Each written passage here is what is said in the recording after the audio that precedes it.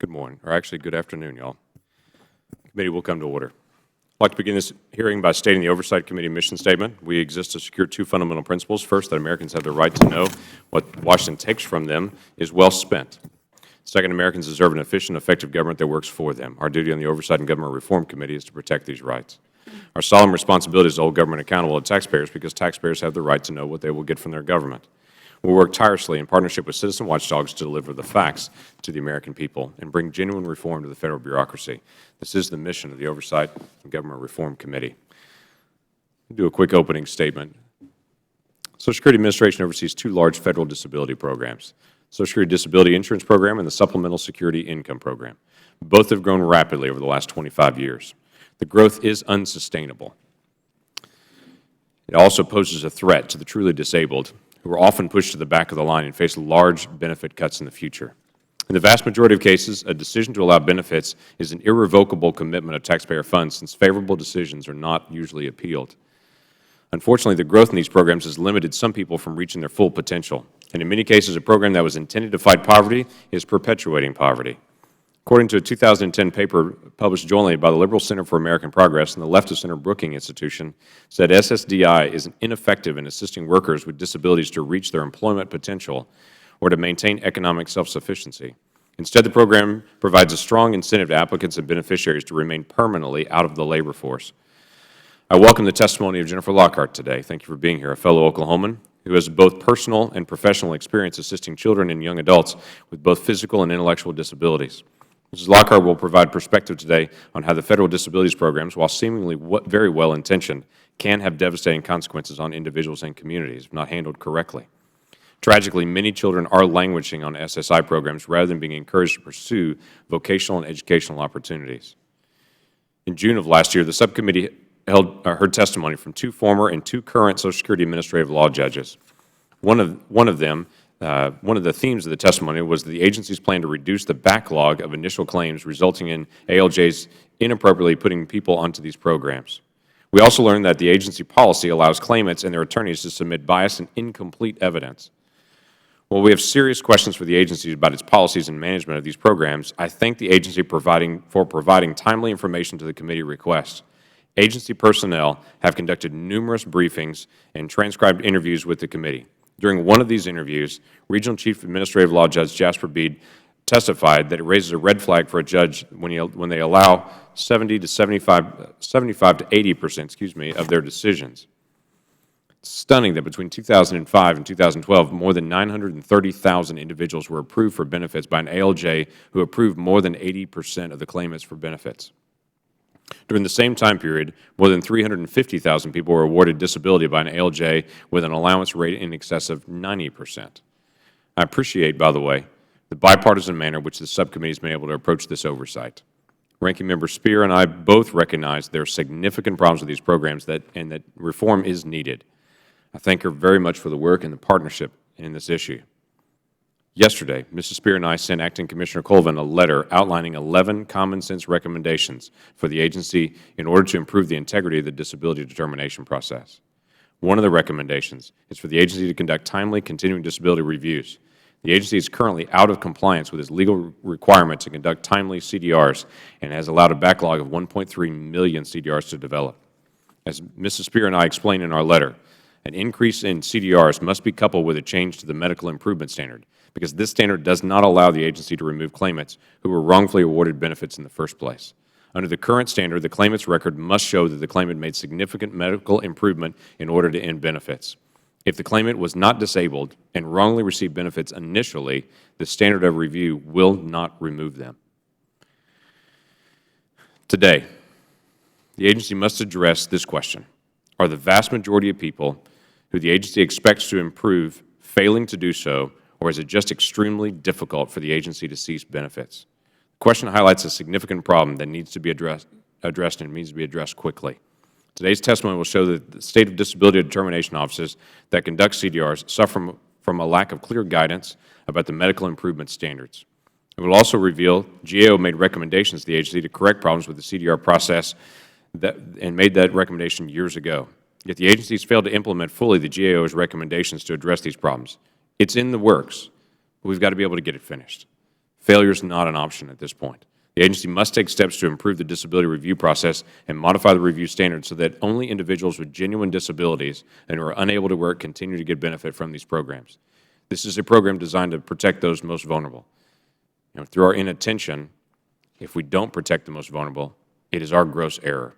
And this committee intends to stay on top of that. With that, I recognize Ranking Member Mrs. Speer.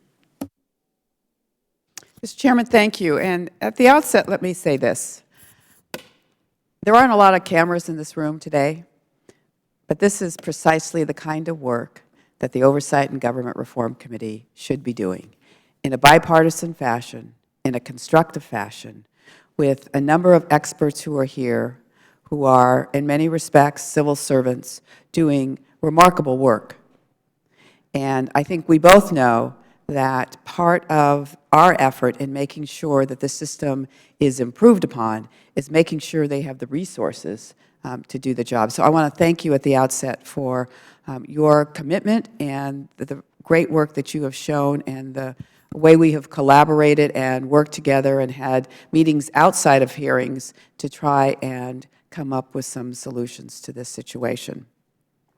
The committee has been conducting oversight of the Federal Disabilities Program at the Social Security Administration.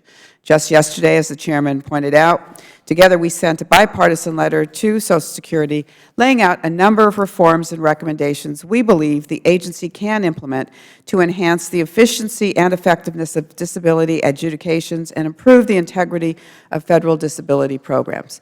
Now, I believe that. I said that, but I also recognize part of what we're asking for is going to require more resources in order to do it well. Social Security disability and supplemental security income are important lifelines for millions of Americans with disabilities. Recent estimates project disability insurance benefits of about $145 billion to approximately 11 million SSDI beneficiaries and $59 billion to almost 8.5 million SSI recipients.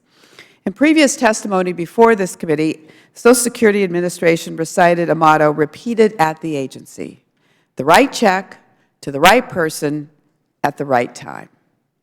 Making sure that only those who meet the eligibility guidelines receive benefits is important, so the American public can have confidence in their government's efficient and effective operation. The primary tool at SSA's disposal is the CDRs, the Continuing Disability Reviews. These reviews are critical to the integrity of the Social Security Disability Program. CDRs are a highly cost-effective measure, saving the Federal Government on average $9 for every dollar spent on CDRs. So it makes all the sense in the world that we invest in providing the resources so that more CDRs can be done, so that we can be confident in knowing that those who are receiving SSDI and SSI are receiving it appropriately. SSA's most recent report on CDRs estimates present value savings of $5.4 billion in lifetime program benefits.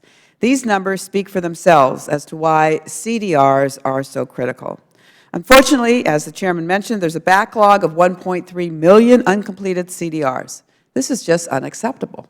We all get enough for not properly funding you and for not reducing that backlog in an appropriate fashion.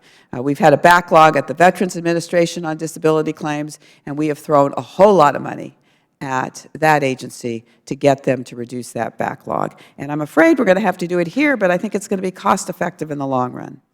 An IG's report found that 79% of childhood CDRs were not conducted in a timely fashion.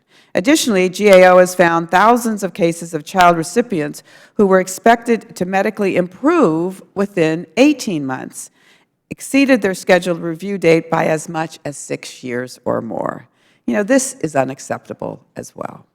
Another IG found that even when a CDR is conducted and determines benefits are no longer medically justified, those benefits are not always terminated in a timely manner.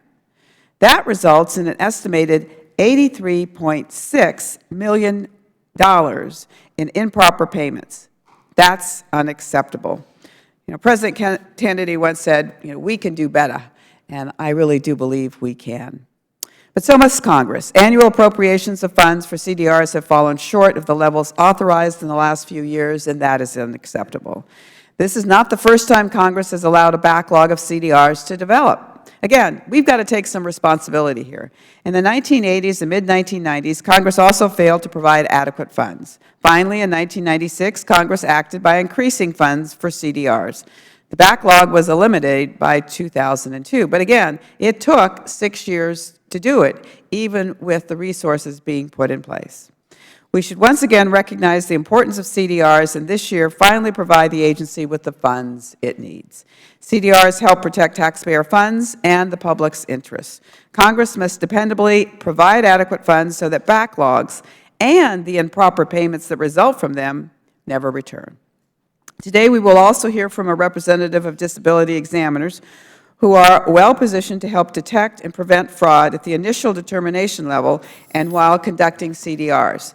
It's important that disability examiners have the training and resources to perform their jobs effectively.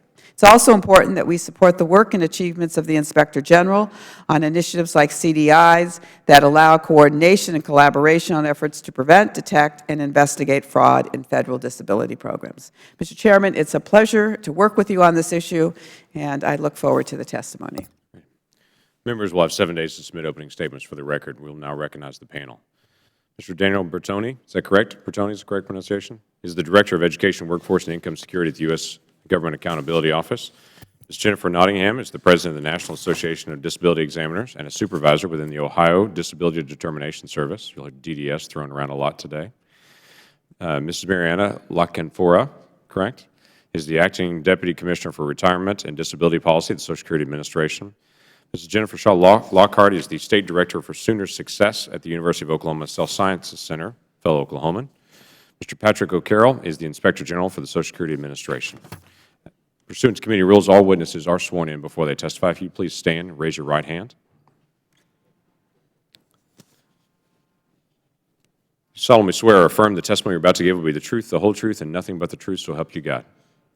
Thank you. You may be seated. Let the record reflect that all the witnesses answered in the affirmative. We will have time for discussion and questions after your opening statements. We've assigned 5 minutes for each of your opening statements. Mr. Bertoni, you are first up. Thank you. Chairman Lankford, Ranking Member Speer, members of the subcommittee, good afternoon. I'm pleased to discuss our work on the Social Security Administration's efforts to assess DI and SSI program recipients' continued eligibility for benefits. Last year, SSA provided nearly $200 billion in benefits to about 11 million DI and 8 million SSI recipients. Both the numbers of recipients as well as program costs have grown in recent years and are poised to grow further due to economic and population changes. To ensure that only eligible individuals receive disability benefits, accurate determinations at the time of application, and follow-up reviews after benefits are granted provide an important check on growth and are key to ensuring program integrity. Federal law requires that SSA conduct periodic continuing disability reviews, or CDRs, of recipients, and requires SSA to find substantial evidence of medical improvement before ceasing benefits, known as the medical improvement standard. My remarks today are based on our prior work and discuss SSA's efforts to assess recipients' continued benefit eligibility and aspects of the review standard that affect these efforts. In summary, SSA reported in January 2014 that it's behind schedule in conducting CDRs and has a backlog of 1.3 million reviews. The agency is also conducting fewer CDRs in general. From fiscal years 2000 to 2011, adult CDRs fell from over 580,000 to 180,000, and child CDRs dropped from over 150,000 to 45,000. For those children with mental impairments, CDRs declined 80%, from 84,000 to just 16,000. Thus, in 2012, we reported that over 400,000 child SSI cases with mental impairments were overdue a CDR, with more than 24,000 overdue by 6 years or more, including thousands who were deemed likely to medically improve. When CDRs are not conducted as scheduled, especially for those children whose conditions are likely to improve, improper payments may occur. And although child benefits are more likely to be ceased after review, SSA has historically placed a higher priority on conducting adult CDRs, which generally result in a cessation rate of around 12%. Of the child CDRs SSA does conduct, we found that the average benefit cessation rate was 32%, And for those with mental impairments, such as personality disorder and speech and language delay, cessation rates were 39% and 38%, respectively. In our report, we recommended that SSA work smarter to better target its limited resources and eliminate the backlog of child CDRs, with a specific focus on those likely to medically improve. SSA generally agreed with our recommendation, but cited resource limitations and competing workloads as a barrier going forward. Beyond the issue of SSA's CDR prioritization, factors associated with the medical improvement standard pose a challenge to assessing recipients. During CDRs, individuals that SSA determines to have improved medically may have their benefits ceased. However, we reported in 2006 that only 1.4% of recipients who left the rolls did so because they had medically improved.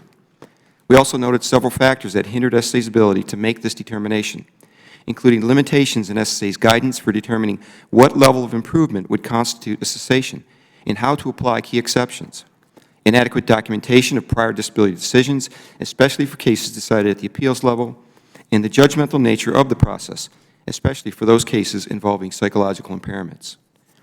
In our report, we noted that these factors had implications for the consistency and fairness of decision-making, and recommended that SSA clarify its policies for assessing medical improvement. Since then, SSA has taken some steps that may help address the issue, but has not fully implemented our recommendations. Thus, its guidance is likely to continue to be problematic for staff in their efforts to make sound and consistent decisions. Mr. Chairman, this concludes my statement. I'm happy to answer any questions that you or other members of the subcommittee may have. Thank you. Thank you. Ms. Nottingham. Chairman Lankford, Ranking Member Spear, and other members of the committee, thank you for inviting Nate to share the perspective of the frontline disability determination employee. After several years of high attrition rates and hiring freezes, combined with an increased number of people applying for disability, the DDS's caseload grew, particularly CDRs. With this year's budget, SSA was able to hire DDS staff and is dramatically increasing the number of CDRs sent for review. Nate believes it is critical to invest in training for all staff. Employees at all levels of the disability adjudication process should receive more training opportunities and updates. This includes disability hearing officers and ALJs. It would be counterproductive to remind examiners of a policy only to have it be not known by a hearing officer or ALJ. Medical improvement review standards shifts the burden of proof from the claimant to the DDS.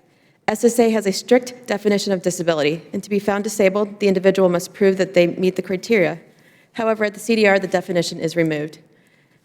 Medical improvement review standard policy dictates that benefits continue unless the beneficiary's disabling condition has shown to have demonstrated medical improvement related to the ability to work. The standard is very stringent, and as a result, few claims are actually ceased. It's important to note that through appeals, a DDS cessation may end up being continued by the disability hearing officer or ALJ. In processing a CDR claim, the DDSs are required to compare a beneficiary's current condition to their condition at the time of the most recent medical decision. Because of MERS, the DDS cannot fix what may be perceived as a mistake or wrong decision, as the DDS is not allowed to substitute judgment. There are many times during the processing of a CDR claim where the disability examiner would not currently find the beneficiary disabled, but must continue benefits because medical improvement has not been demonstrated. If an individual is allowed and have minimal abnormal findings at the comparison point decision, as long as they still have similar findings, they will be continued. There are exceptions to MERS, most notably the fraud and error exceptions. These exceptions only apply in a small portion of CDRs. The error exception policy states that it cannot be used to substitute judgment, and it can only be used when there's a previous claim shows evidence that there was a clear objective error. An example would be a decision based off of records for the wrong patient. So even though the CDR examiner may consider the previous decision wrong, it is very difficult to prove an error, particularly if there's minimal rationale. The exceptions are underutilized, and additional training is needed. However, the exceptions would still only apply to a small portion of CDRs. There has been significant attention on the allowance rate of ALJs, and it is likely that fraud or error would not be found in most cases. The difference in the high allowance rate is more likely due to a difference in subjective conclusions or decisions based on limited information. Where this is often seen is in the assessment of credibility and the weight of medical source statements. The totality of the evidence needs to be considered. Factors such as objective medical evidence, medical history, consistency of the record, and activities of daily living should be considered when assessing the credibility and medical source opinions. If a statement is not well supported or inconsistent with the record, it should be given less weight. The credibility and medical source opinions can have a large impact on the outcome of a claim.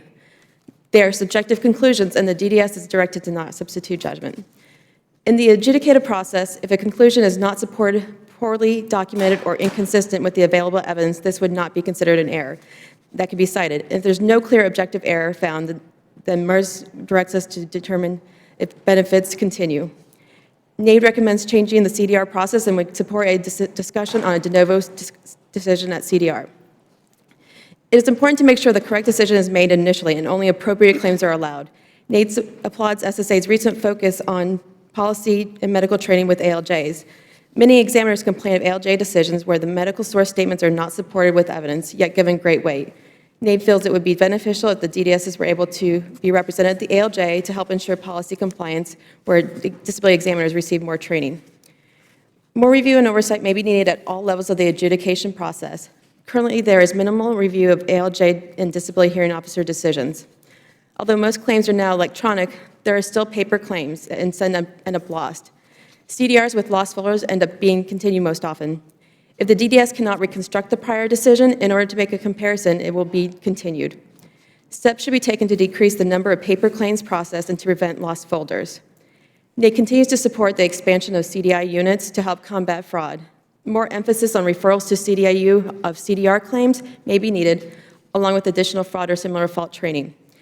At CDR, many beneficiaries do not have treatment despite many having access to treatment. That means the examiner relies upon a decision from a consultative examination that they're only seen one time. It is hard to make a decision without longitudinal evidence, and it's discouraging to see beneficiaries that don't take advantage of medical treatment to improve their condition. That is all I have. Thank you for allowing me the opportunity to share NAID's views on CDRs. Thank you, Ms. Lockenfora. Chairman Langford, Ranking Member Spear, members of the subcommittee, thank you for this opportunity to continue the conversation on Social Security's disability programs. My name is Mariana Lockenfora, and I'm the agency's Acting Deputy Commissioner for Retirement and Disability Policy. Today, my testimony focuses on medical continuing disability reviews, or CDRs.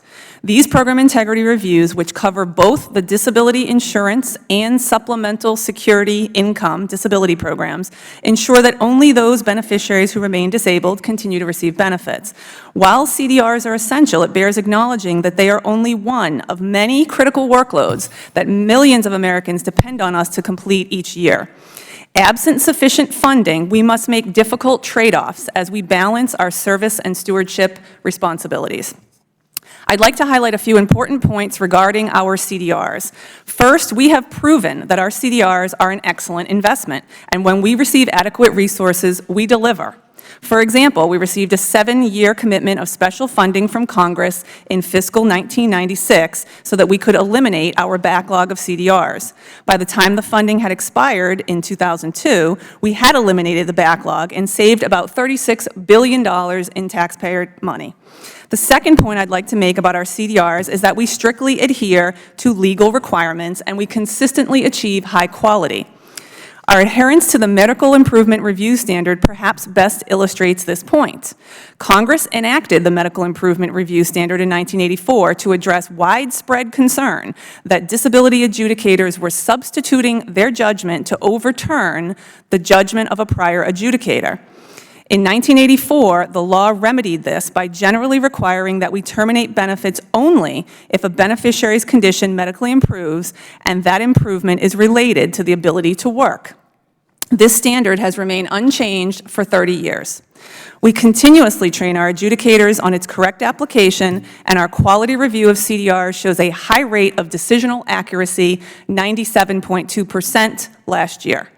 My third point is that absent adequate funding, we are forced to make difficult trade-offs and prioritize CDRs. We focus our limited funding on the CDRs most likely to produce the highest return on investment or the highest amount of taxpayer savings. Our highest priority CDRs are age 18 redeterminations and low birth weight baby cases because they are statutorily required. We prioritize other CDRs using a statistical model that gathers data from our records to identify a high likelihood of medical improvement and a high return on investment. We complete as many of these cases as our funding permits. We began using our model in 1993, and we have been continuously validating and updating it in collaboration with the best outside experts.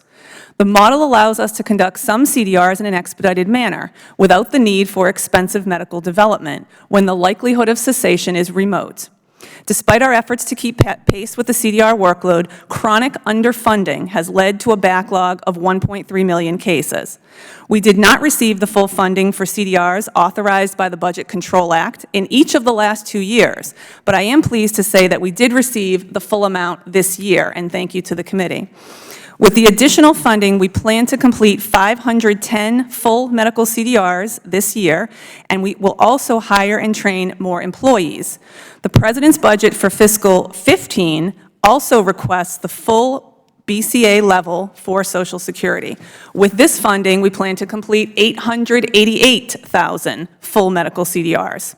Starting in fiscal 2016, the President's budget proposes a dedicated, dependable source of mandatory funding for our agency to conduct CDRs.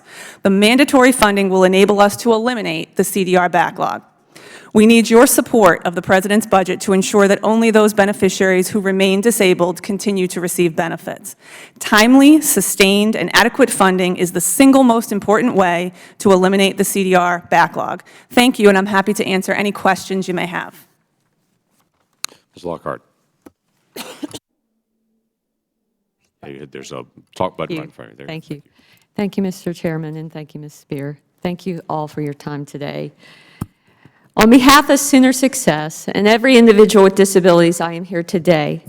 I'm here today to speak with you about the state of our existing system. I'm here to tell you it does not work, and I'm here to tell you why. You might ask what positions me to speak out so strongly about what I believe to be one of the most undignified supports we have in our great country. I have seen it firsthand. I have lived it. From the moment my family adopted 4 children with special needs over 30 years ago to the moment I stand here today, I have witnessed it up close and personal. First, let me tell you about Sooner Success. Sooner Success was piloted over 10 years ago by Dr. Mark Walreich. At the time, Dr. Walreich left Vanderbilt University for the University of Oklahoma to fill the Chief of Development Behavioral Pediatrics, Sean Walters, Endowed Chair, also known as the University of Oklahoma Child Study Center. Dr. Walreich, realizing the same struggles he found at Vanderbilt, developed Sooner Success. Sooner Success was developed on a complex adaptive systems approach, CHS, AS, allowing local coalitions to address their unique needs. We believe Sooner Success, exactly through this advancing and inclusive, comprehensive, unified system, does this. We do it within their community. Sooner Success embeds multiple levels of service delivery seamlessly, and I apologize, I should have it unstapled, so families can address both immediate and long-term goals and adaptive approaches. Through this approach, we are not able to analyze the multiple systems, but educational, health, and social. Families struggle to navigate, but also mobilize the system as warranted within the community when needed through adaptive agents. This is where our local coalitions and county coordinators are tremendous assets. Change is inevitable. So we must organize the system in a way adapting to change, but also educate providers, caregivers, self-advocates, and families and patients to understand an ever-evolving system instead of multiple independent static structures or agencies. Anecdotally speaking, we believe this model works. We see this observation in articles such as the recently published Newsweek article titled, "The Health Gap, the Workplace in America for Mental Health, Child Poverty, and College Attendance Mapped." The article ranked counties in each state. Of the top 10 counties in Oklahoma, 5 are Sooner Success counties and part of the original program 10 years ago. Last year alone, in 2013, Sooner Success made over 31,000 community linkages in our 13 pilot counties. Our 13 counties consist of Tulsa and Oklahoma City, Oklahoma's 2 most populated cities, and 11 rural communities. Within these demographics, we were able to serve close to half of Oklahoma's children with disabilities ages newborn to 21. We often serve transitional years 18 to 24 as well. With that said, you could say we have a pulse on the grassroots level, the view from the balcony as to what our communities look like, each very different with very unique needs. We are your eyes and ears on the ground. What does the view from the balcony look like? A victim of unintended consequences, our system designed to assist individuals with disabilities is paralyzed by multiple levels of dysfunction. For the sake of understanding why, we will understand Sooner Success. Sooner Success, based on the system, is able to see, and I'm going to skip through here because I want you to hear this. This is the problem. System complexity, weak ties and poor alignment among professionals and organizations, a lack of funding, incentives to support collaborative work, a bureaucratic environment based on command approach and control and management. Further, I quote from recent publication in the International Journal of Integrated Care, lack of system change towards integration is that we have failed to treat the system as a complex adaptive system. The data suggests that future integration initiatives must be anchored in this perspective and focus on building the system's capacity to self-evolve. We conclude that integrating care for disabilities requires policies and management practices that promote system awareness, relationship building, and information sharing, and that recognize change as an evolving learning process rather than a series of programmatic steps. What does this mean on the system level, and what does it have to do with our issues here today? Permission to continue further? I'll give you unanimous consent to do another minute. I'm sorry? You want to close, and then we'll come back with questions, or do you need another minute? I need another minute, please. Go for it. Thank you, sir. It means that unless the system is fluid and adaptive, we leave it vulnerable. Those vulnerabilities expose themselves through certain outcomes, mostly gaps in service, system exploitation, duplicative services, and fragmentation or dissonance in services. Those vulnerabilities also tell us what often numbers cannot, what the system looks like from real-life application. So in real-world terms, what does that look like? In the words of our Oklahoma County coordinator, proud Democrat and mother of a child with Down syndrome, I'm tired of seeing those who need help unable to get it because people who don't need it are using the system. We see it every day. From Donald Bailey of South Carolina, I sent this to him. I want to be sure he was okay. I am testifying at a hearing next week in D.C. presenting testimony regarding disability reform.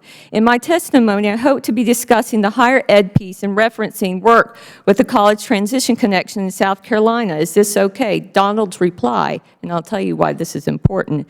Good for you. Of course you can. Tell all. Thanks. Donald is a former trustee with the University of South Carolina, father of a son with autism, founder of the South Carolina College Transition Connection, a consortium of 5 universities in South Carolina providing higher ed options for individuals with intellectual developmental disabilities. Donald and his wife, along with other parents, created the CTC because they wanted something more for his son than sitting at home after he aged out of the system. I have chosen Donald and Lori and could provide you with many more parent-provider statements as to the barriers in the system. The bottom line is due to the many gaps, we have created a pervasive problem in which we have left not only the system vulnerable, but the individuals we are to be helping. We see children with impairments labeled disabled. We see parents and adolescents remain underemployed so they may sustain their benefits. We see thousands on a wait list in Oklahoma who receive no service because they are waiting for assistance. Aside from service gaps, we see something more concerning, deeply concerning. We see people with disabilities unknowingly segregated from their communities because the transition from the school support service stops often when the individual ages out of the system.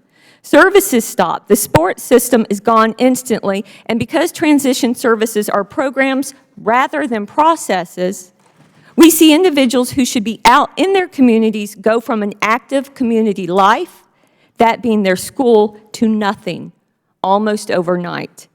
In observation, we are able to see a gap where most young adults with disabilities should be transitioning into the community. Why weren't they in their community all along? Ms. Lockhart, can we go ahead and move on? And we're going Yes. to come back. We're going to pummel Thank you you, with sir. questions here in just a minute Yes, as well. sir. So I want to make sure we have time for everybody too. Mr. O'Carroll. Good afternoon. Good afternoon, Chairman Langford, Ranking Member Spear, and members of the subcommittee. Thank you for inviting me to be here today. A 42-year-old man was living out a childhood dream. He was the lead singer of his own hard rock band, and he also owned a popular cafe. For almost 20 years, his band had toured the country and performed at large music festivals. He talked up his band's success on social media, touting performances for millions of fans and worldwide sales of thousands of albums and T-shirts. He even been interviewed for local newspaper articles and TV interviews. And during this entire time, he was receiving Social Security disability for mood disorders.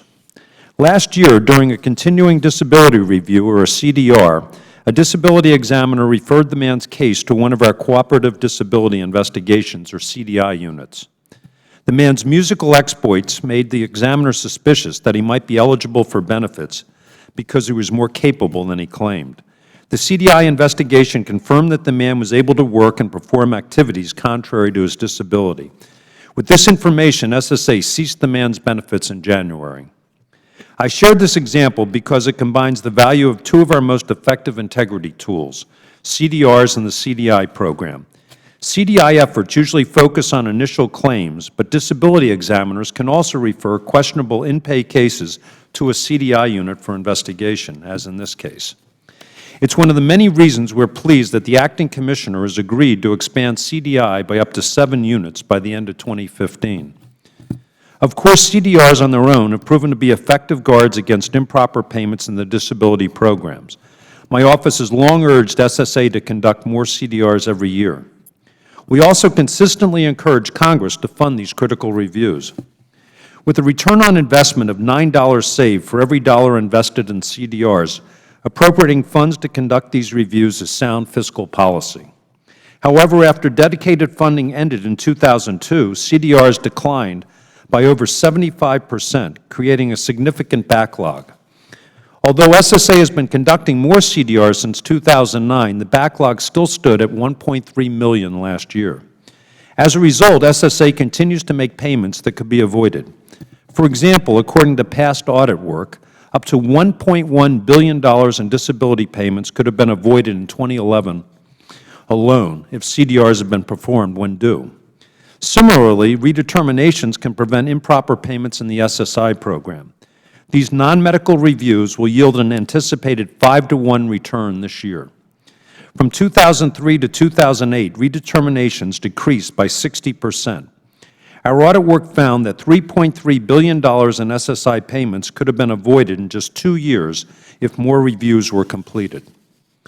I'm encouraged that SSA has completed more eligibility reviews in recent years. For this year, the agency has stated that it plans to complete 510,000 medical CDRs and almost 2.5 million redeterminations.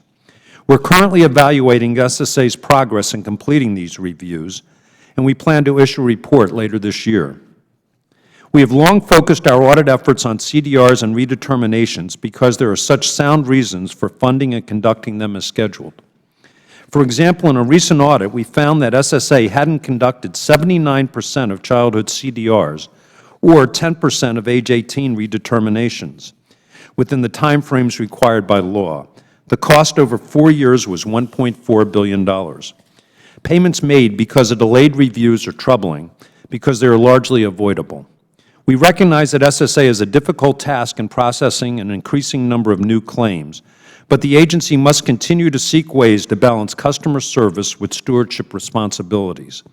Through our audit and investigative work, we keep working with SSA and Congress to protect these critical programs. Thank you again for the invitation to testify, and I'll be happy to answer any questions. Thank you to all of our witnesses. I'll begin our questions. Mr. Lockhart, a question. Your statement about undignified support and then your statement of multiple levels of dysfunction. Yes, sir. You tried to walk through some of those as well, one of the key issues, you started to talk at the very tail end. I know I had to be able to cut you off a little bit on your testimony. You started talking about the impact of families and individuals and in communities and out of communities. What it seemed like you were saying is when these individuals are put into this, they're actually pulled out of society and they're separated out. The question I have for you, what do you think the goal of the disability program should be? Can you push your microphone button there? I right there? apologize. Sorry. The goal should be to provide a route back into their community. The overarching goal should be that people with disabilities have an independent life. Also, define what disability is. Impairment does not necessarily mean disability. Okay, now, hold on for just a moment on that one. So you're right, impairment is not disability. The challenge of this is that once you get into the system, if you have an impairment, and they define it as you're not able to do substantial, gainful work employment, then you may be impaired, but you're now tagged as disabled, and you're actually prevented from employment. Is that what Right. you're experiencing? So what does that look like? Once again, your microphone. There we go. Sorry. We have situations where either the children aren't getting services that would help them move forward, or children that in, our professional position might be impaired but not disabled. We have experienced families that the parents at times will, what's the word I want to use? Sometimes stall the process. So You mean stall the process of re-engagement in society? right, right. And so we see both. But with saying that, too, those that do have disability, sir, we don't have a mechanism that is sure and sound that provides them a way into the community. We're still, for the first time, really understanding. And I know that we have programs, but what we see is we see the families on the system level here. So imagine two rails. And then we see commerce, private sector over here. And really what we need to see is them converge. And so to say we want our disabilities to have people with jobs, be paid fairly, those kind of things, and be an integral part of our community, we have to prepare this side over here as well. Okay. Mr. O'Carroll, you made a comment about increasing the CDRs and watching out for the reviews and such. Based on what Mrs. Nottingham was saying, it's not just a matter of increasing the number of CDRs, it's actually the effectiveness of the CDRs. So what are you experiencing with the actual review when the review occurs? And can I put this up on the screen as well? There's a stat that we've been able to locate here. Social Security Administration provided this. This is from 2003 to 2013, so it goes back a decade for us. Asking the question of when CDRs actually occur, what happens at that point? This one is, once they've been evaluated, when they go into the system, evaluated into are they expected to recover from this or be out of the system, possible or not expected. So here's the number of reviews, the number of removals, and what we found interesting is over the decade there, the people that were expected to at some point leave the system, there's only 18% of them that actually do. What's interesting to me is those that were not expected, it's 7% of the folks that were not expected leaving. That's really not that far apart, an 11% difference between the two. So what we see is people that are even expected to be out of the system really don't leave the system. It sounds like, to go back to what Ms. Nottingham was saying, there's an issue with not just doing CDRs, but the effectiveness of CDRs based on even the initial expectation. Yes, Mr. Chairman. On that, one, I guess, from some of the work that we've done is that a lot of the expectations that they're having aren't found as we're finding here. One of those issues is what was part of this hearing is talking about medical improvement on it and the issues with medical improvement. And with medical improvement is that if you were found disabled, by the next time you come back to a DDS on it, unless you have improved from what you were found the last time, you're going to be found still disabled. And we're finding that if you use the standard that you use when you first come in, which would be different than the medical improvement, it would be an initial application, there'd be a lot more findings in terms of a person improving.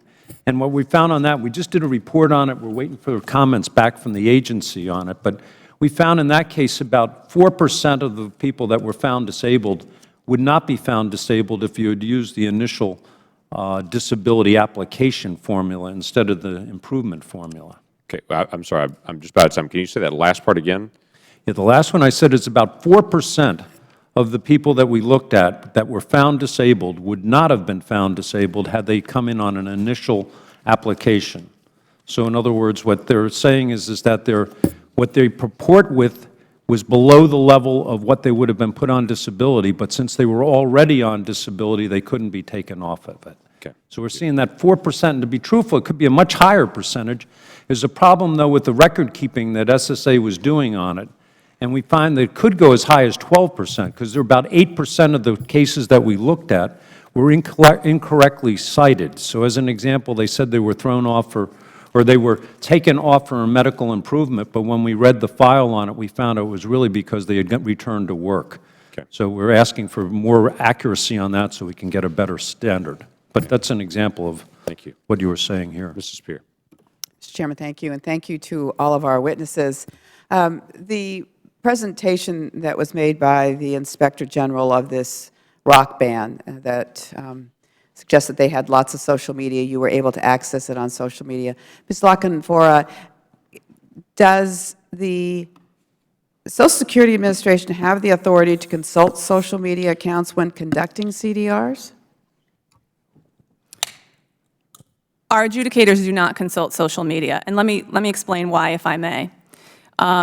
We understand the committee's interest in this issue, and we're certainly open to more discussions and discussions with the IG, but let me be clear about one thing.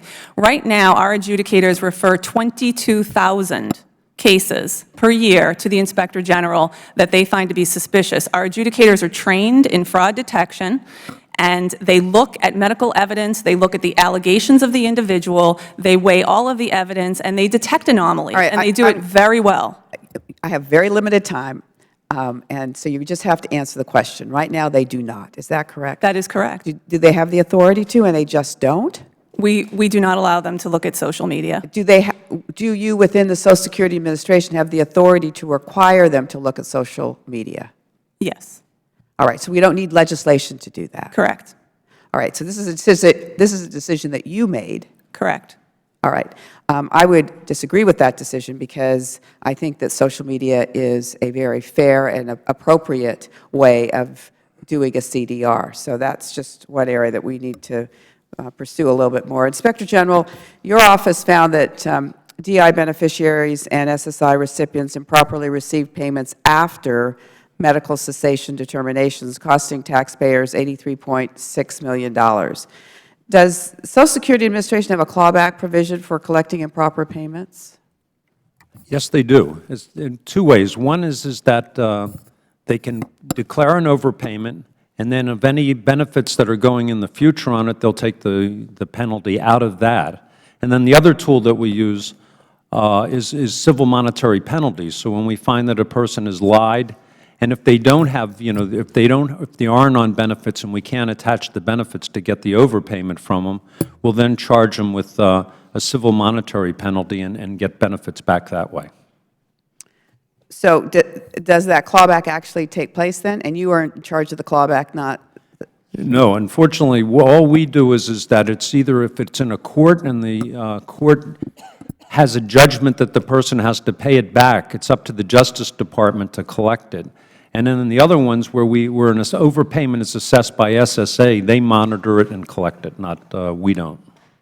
All right, so it's unclear whether or not we do any clawback. On the one hand, if someone is getting payments that shouldn't be getting them, and it's our fault because it's a clerical error, I would not necessarily be supportive of a clawback. Agreed. But if it was adjudicated, they know they're not supposed to be getting payments, they continue to get payments, then I think there is a reason to claw back, and you're saying they have the authority, and it's unclear whether or not they use it. Yes. All right. The IG report recommended that Social Security Administration enhance its automated termination system following medical cessation decisions, and Social Security Administration agreed to that recommendation. So my question to you, Ms. Lockenfora, is when will that recommendation be implemented? That recommendation has already been implemented. We discussed this at our hearing in November, if you might recall. We have made 2 systems changes to ensure automated cessation so that there's no time delay between the decision at the DDS and the actual cessation. We have one more piece of that to implement, which we're going to do this fiscal year to make sure that there is no gap at the hearings level. In addition to those systems changes, we're also going to continue to have a safety net in place where we do periodic runs to make sure no cases fall through the cracks. We fully support the idea that the cessations need to be made timely. So to you, Inspector, does that then cover all the potential terminations that don't take place that should take place? Yes. In fact, that was our recommendation, was that systems enhancements be made so that it's automated and that it'll be caught, and that's being implemented right now. So we haven't audited, we haven't said it declared a success, but at least they're in the right direction. All right, very good.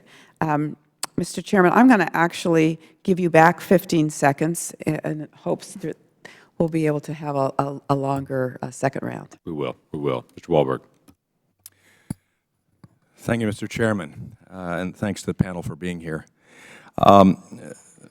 Bertoni, as I understand, every 2 years, a high-risk list is established of agencies and programs. Can you explain how the GAO designates a program to be high-risk? There's typically two criteria. The first criteria is whether they have significant management and operational issues or problems that expose it to fraud, waste, and abuse, program integrity issues, mismanagement. The second part is organizations may need urgent transformation in many ways. As I understand it, federal disability programs have been designated as high-risk every time the list was issued since 2003. Can you explain why? On the first front, in terms of the management and operational side, we continue to see issues with their ability to get out in front of the backlogs, for their ability to make timely and accurate payments. We still have significant overpayment situations. So even on that management and operational front, where we've seen some progress in some areas, it wouldn't be sufficient, proper for us to remove it from the list. On the other side, the area of transformation, we've said for many years they need to take a more modern approach to disability. More modern approach? A more modern approach to disability. Disability today versus what it was 20 years ago when we were a manual labor economy versus a service and knowledge-based economy is much different. Their criteria, their listings, their listings of jobs in the national economy have not kept up to date with the transition and what a disability looks like today, and we've had numerous recommendations that they address that.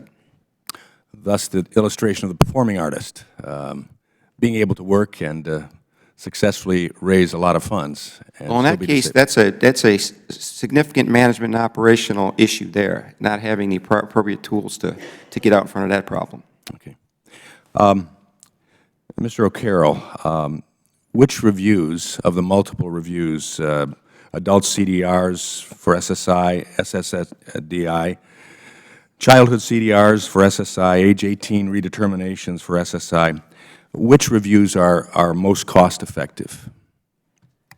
Mr. Walberg, probably the most cost-effective one would be the work CDRs. And work CDRs are the one where we're showing wages are being posted against a person who's supposedly not working because they're disabled. And then at that point, they'd be brought into SSA. But a little bit of texture to the conversation is that work CDRs are difficult to do. They're done by SSA. Usually take a lot of study in terms of seeing if somebody had gotten a bonus or a termination, another type of bonus like that. So anyway, they're difficult to do, but they have a very high return on investment. The next one down would be the medical reviews. And the medical reviews are, just as we said, because of the person having a disability getting better, they're probably the more easily, accepted and understood of the type of reviews that are done. And they're done by DDSs, and that's where the DDSs are doing those. So anyway, I guess the best one to say on it is the work CDRs are the most effective. Okay. Mr. Bertoni and Mr. Carroll, how much taxpayer money has been wasted because of SSA CDR backlog? I can't speak to the dollar amounts. I could say that we had over 400,000 cases that we identified in the SSI Kids realm that were well overdue for a CDR, and we didn't project that to what that would be, but over time, lifetime of benefits, that's a significant amount of dollars. That was in the children's realm, you said? Yes. Okay. Mr. O'Carroll. Yeah, we're anticipating that, several billion dollars are lost every year because of the backlog on the CDRs. 400,000 cases, several billions of dollars. Ms. Lockenfora, why did the agency allow a huge backlog of CDRs for children with conditions that tend to be temporary? Well, with all due respect, I will turn that question in part back to the Congress. We have been inadequately funded over a series of years and unable to complete the number of CDRs that we need to complete. In fact, we've had to make very difficult trade-offs in which CDRs we're going to do. And with respect to children, here's how we prioritize. We look for the greatest savings to the taxpayer. And the reality is the greatest savings to the taxpayer does not lie with children because their benefits tend to be lower than adults. So we strictly look for savings to the taxpayer when we prioritize, but the better solution But the length here of time, is the length to of fully time fund could the be CDR. significantly more, correct, with children? We take into consideration the fact that we do review Catching it all early. children at age 18. And so the average lifetime savings is actually lower when you look at children. Will the gentleman yield? I will yield. Mr. Lockenfora, I'm sorry for tripping over your name. My understanding is the difference between adult payments and child payments is about $100 a month. Isn't that true? I don't know off the top of my head what it is, but children's payments can be significantly less than adult payments. And remember, the SSI program, there's all kinds of rules for children like deeming. Children's I don't wanna benefits take are any more offset time of by the income gentleman, from but the I think- parents. My understanding is that the actual payments are about $100 in difference. In difference, correct. I yield back. Ms. Duckworth. Thank you, Mr. Chairman. I'd like to, Ms. Lockenfora, I'd like to continue on the CDRs. And my understanding is that the federal government saves about $10 for every dollar spent on CDRs. Is that correct? It's about 1 to 9, but close. 1 to 9? And I wanted to sort of touch on this history. You mentioned the fact that we had adequately at one point funded CDRs, and then you were able to catch up. In your opinion, what is your recommendation in terms of funding? You just said that, you're not being adequately funded. Are you recommending a similar funding to get rid of this particular backlog of, 1.3 million is over a multi-year period? Well, what is your recommendation as an expert in the field? Yeah, so absolutely. The bottom line is you get what you pay for when it comes to CDRs. In fiscal year 14, we received the Budget Control Act funding level, $1.197 billion, which will allow us to do 510 medical continuing disability reviews. If in fiscal 15 we get the BCA level, we will be able to do 888,000 CDRs, and we're asking for $1.396 billion to do that. Subsequent to 15, the President's budget has a proposal for mandatory sustained funding separate from our administrative budget so that we can continue the momentum and eliminate the CDR backlog. So what you're saying is you need to get help covering the next 2 years to make a big dent in getting caught up in the backlog. And after that, you've got the mandatory that kicks in, and then you will be able to work towards getting rid of the backlog and maintain parity with the new cases coming in. Am I saying that correctly? Yes. Mhm. Okay, thank you. And that is our objective. Mr. O'Carroll, you wanted to say something? Yes, Ms. Duckworth. Just to give a little context on that, what we're finding with that 1.3 million that's in the backlog on it, just doing the 510 on it won't touch the backlog at all. And under the current funding level, what we took a look at is in the next 5 years, is 4 of the 5 plans on it will not reduce the backlog. So what we're finding is that, at least from our studies on it, they're going to have to be doing up in about the 900,000 level to be able to have a significant impact on that backlog. So that's the biggest issue, is no matter, they're keeping current, but they're not getting the backlog down, and that's where the more funding and more direction is needed. Would you, are there any other reasons why a backlog has developed other than inadequate funding, in your opinion? No, because we can pretty much show from all the work that we've done is when SSA dedicates the resources to doing it, and the dedication is coming from their funding, that they will reduce that backlog back. That's what we were talking about back in the early 2000s on it was when the money was there, they did reduce the backlog. And then after that, when the funding wasn't there, the backlog kept growing.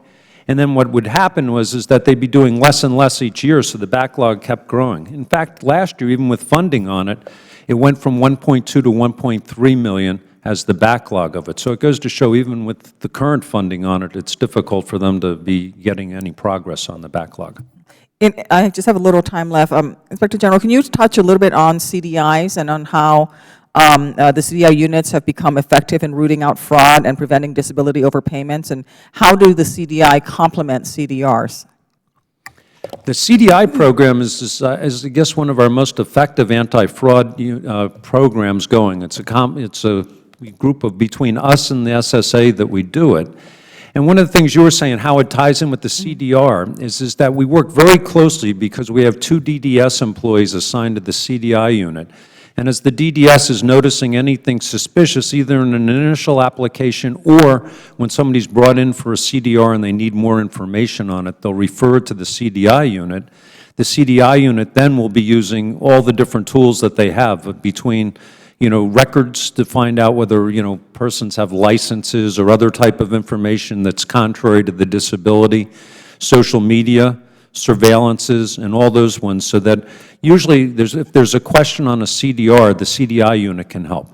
Okay, thank you. I yield back the remainder of my time, Mr. Chairman. Mr. Cartwright. Thank you, Mr. Chairman. And I thank the chairman and the ranking member for bringing this important hearing, and certainly all of our witnesses for appearing here today to shed light on this important subject. The public trust in this country really depends on the Social Security Administration's efforts and success at ensuring that people are not getting Social Security disability payments who don't qualify for them, and also that everybody who does qualify for Social Security and should be getting Social Security disability is getting it. And I thank you for appearing here today. Ms. Lackenfora, I have a question for you. Your testimony lays out some of the steps SSA has taken to improve program integrity and to help ensure CDRs are done right and that their outcomes are based on consistent application of policy. These efforts demonstrate an organizational priority on improving the quality of CDRs, the efficiency of the process, and fair treatment of the beneficiaries. In fact, the truth is SSA's efforts have resulted in a very high CDR decisional accuracy rate. Am I correct in that? You are correct. Okay. In prior testimony, SSA Deputy Commissioner Sklar stated, and I'm quoting, "The aging of baby boomers, the economic downturns, additional workloads, and tight budgets increase our challenges to deliver," unquote.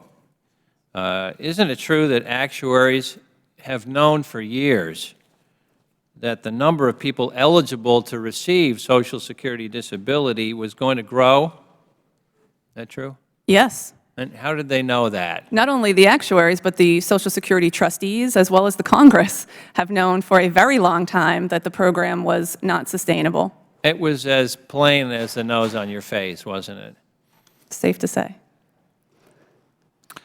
Does SSA have the funds necessary to ramp up its program integrity efforts in view of the greater need created by this anticipated growth in SSD claims?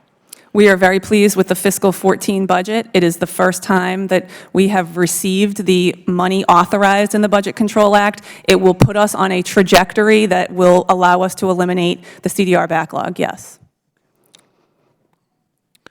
Does SSA have sufficient legal authority to protect the integrity of the disability program?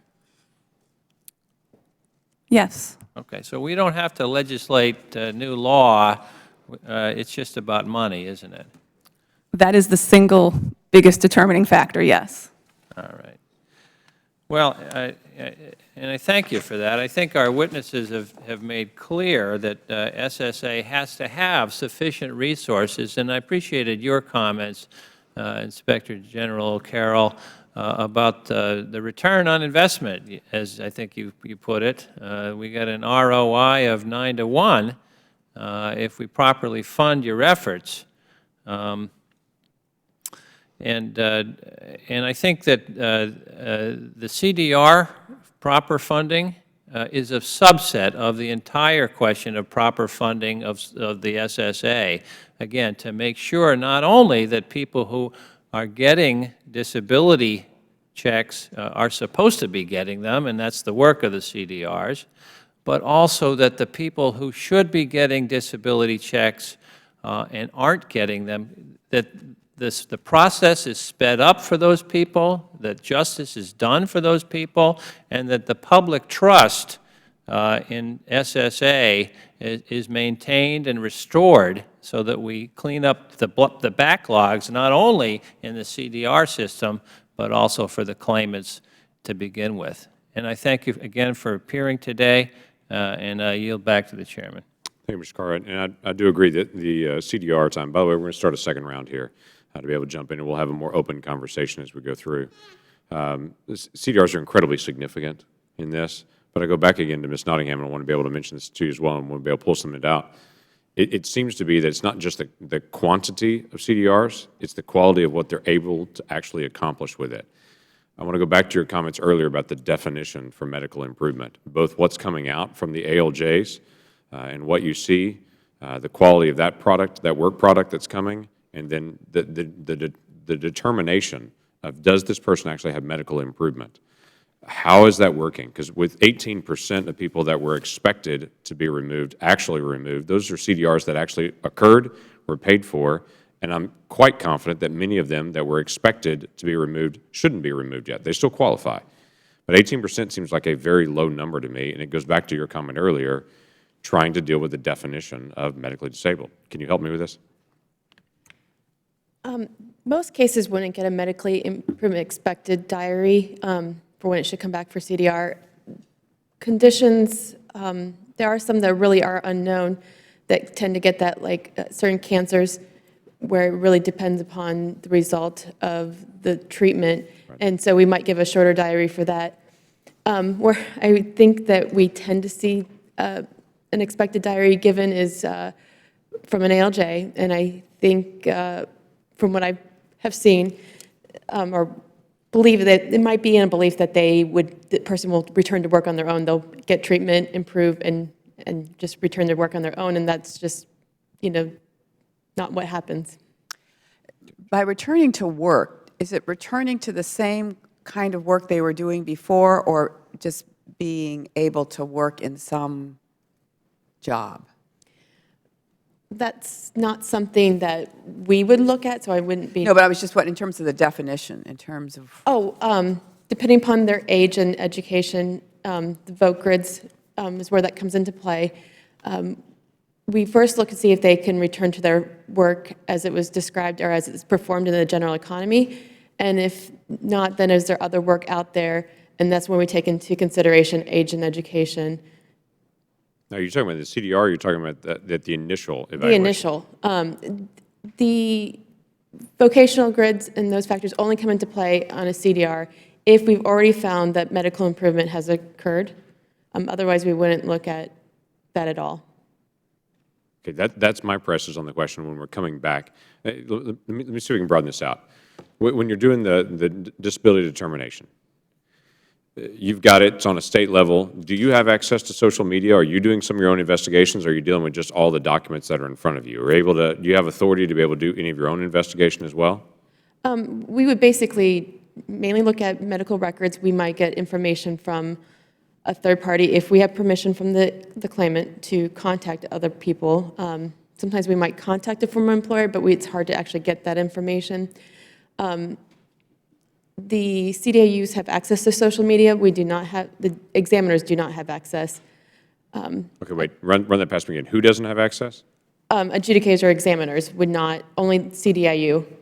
Okay, so a typical case, but the CDI, it's not normal on that. Correct. Not every- That's a smaller number and only in certain regions, correct? Yes, only 22 office, or states. Okay, so in a typical disability determination, you're taking only basically the documents that are in front of you. If you're going to contact a next-door neighbor or if you're going to contact an employer, you have to actually get permission typically from the person that you're doing that you're looking at the forms from. Yes, usually when they file an application, there's a place for them to list a contact person. Sometimes they don't have anyone or don't list anyone.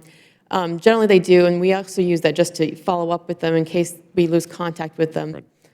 So if it's on there, then we already have permission then to contact them, so we wouldn't necessarily ask, during the middle of development.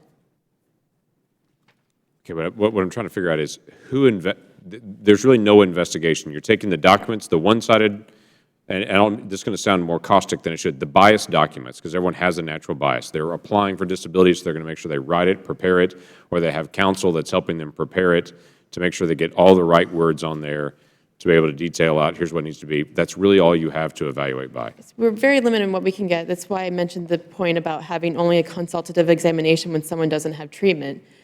It's best when we have someone who, or records of, for years, because the consistency helps make sure we're making the right decision if there's a consistent history of how they've been doing. But when we only have an exam or one-time exam, it really leaves the decision a little bit more questionable. Could we have Ms. Nottingham go through her recommendations that were in her statement that I don't think you actually got to, did you? Or you kind of rushed through? One of the things that we would like to look at, the MERS policy, the medical improvement review standard in general, Right. because we do see that very few people get off the rolls through this process. And you would attribute that to the MERS process. Yes. So how would you have us change that? When the diaries do have a new decision to see if they're disabled at that point following the initial rules. So that's your reference to de novo review, is that what you're suggesting? Yes. So it basically would allow you to open up the entire case to look at, as opposed to just looking at documents. So you could, for instance, look at social media. By policy, we're not allowed to look at social media, but I have a hard time with that. I do have some concerns with social media. All right, tell me what they are. Just that they could be of some benefit, but someone posting on a website or social media, we have to make sure you can confirm that that was actually them. And also that, a picture of them working on a truck or something like that could have been, years prior to their actual injury. So it's a piece of information that could be useful, especially when you're looking into fraud or similar fraud, but it is only one piece of information. So, All right, Inspector, how would you comment to that? Well, thanks for asking. I got to say is that, of course we have concerns of what would happen if they rolled out social media to all SSA employees, and I think that's a management issue with SSA.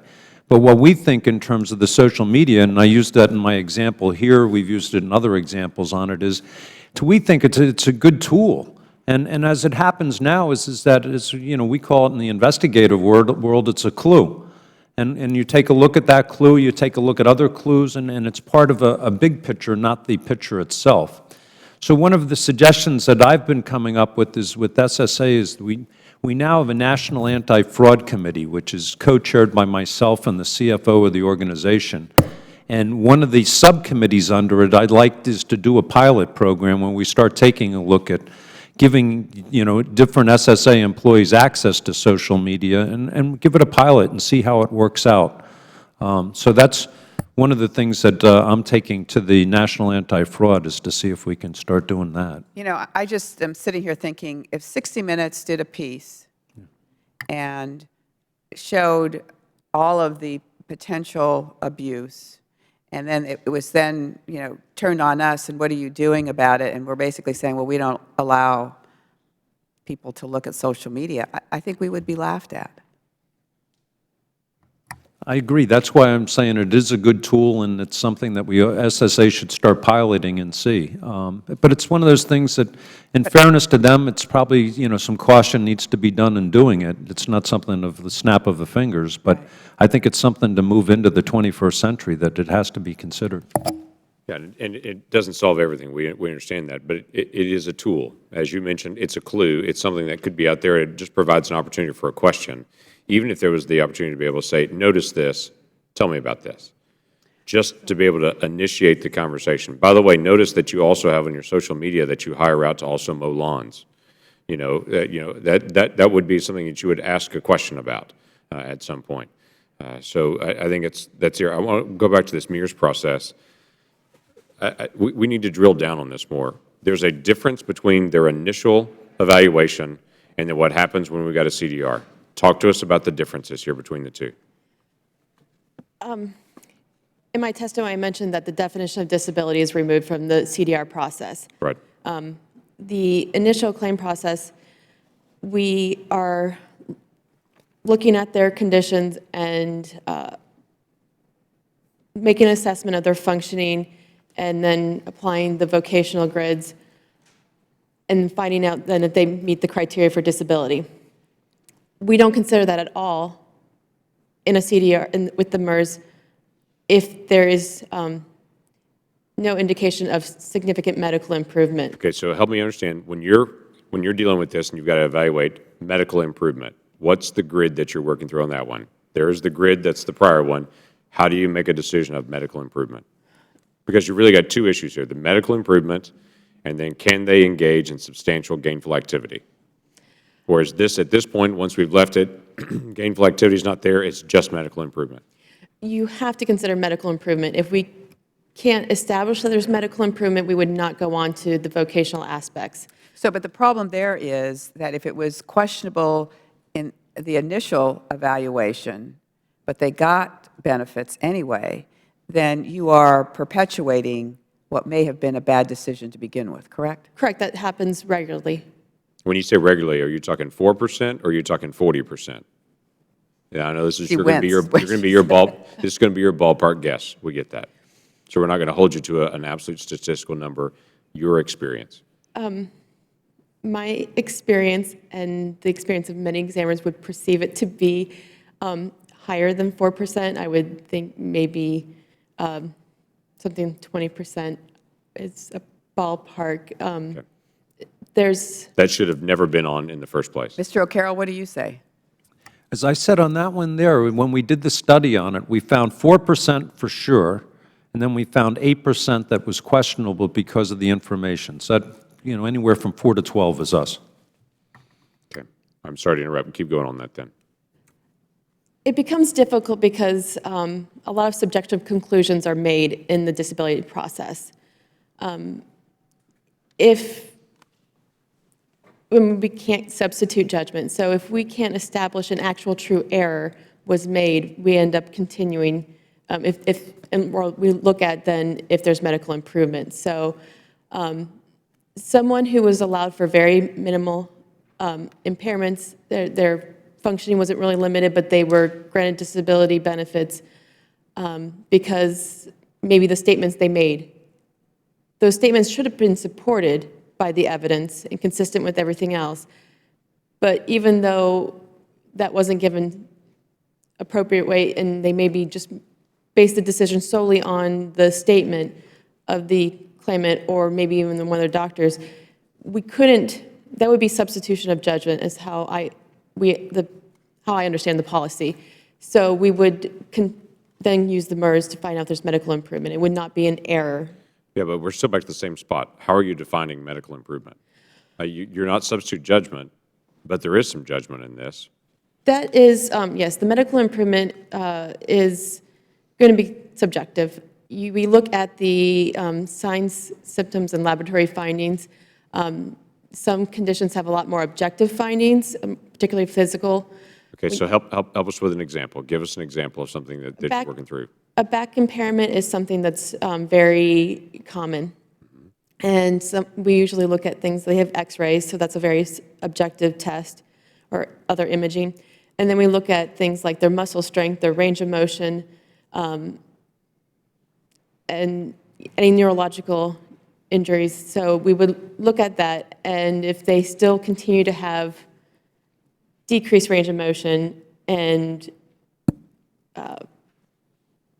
some normal strength or decreased strength, if those are consistent with what we saw before, then we would say that that's not medical improvement. How much medical improvement is where a lot of the subjectivity and differences may come in. I would think, though, that I've seen people who try to use very little improvement, something like a range of motion that was limited to 60 degrees, and then they have, 90 degrees range of motion, something minor like that. They would try to use that as an argument, and then they would get overturned. Those would not fly through appeal. So, Mr. Chairman, I have a question here. You're attorneys or you're judges, correct? No. What are you?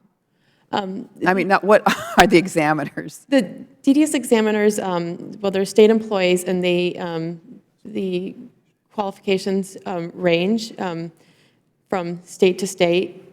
Most require a bachelor's degree of some sort.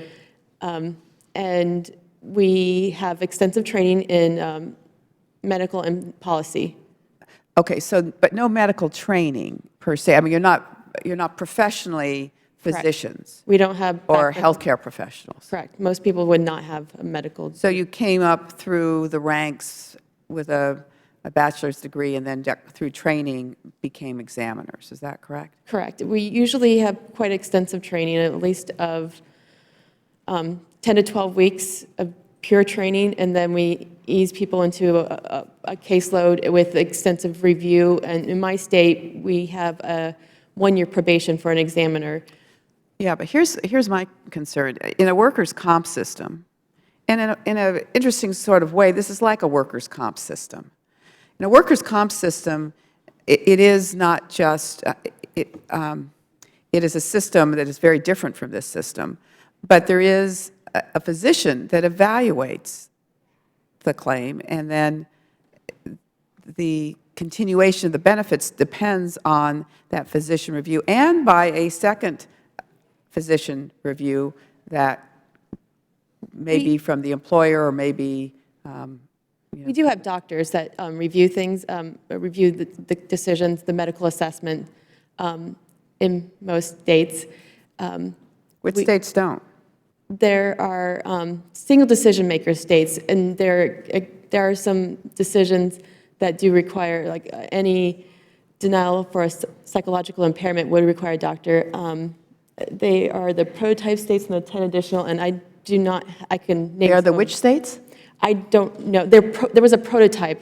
Oh, prototype. That started about 16 years ago, and we're still running on a prototype for those 10 states, and then there was additional 10 states that received single decision maker authority. The permanent pilot. Yeah, that's a pretty long Yes, pilot exactly. project. I can name a few states, but I don't have that information. Can you just name them? Michigan, Missouri, North Carolina.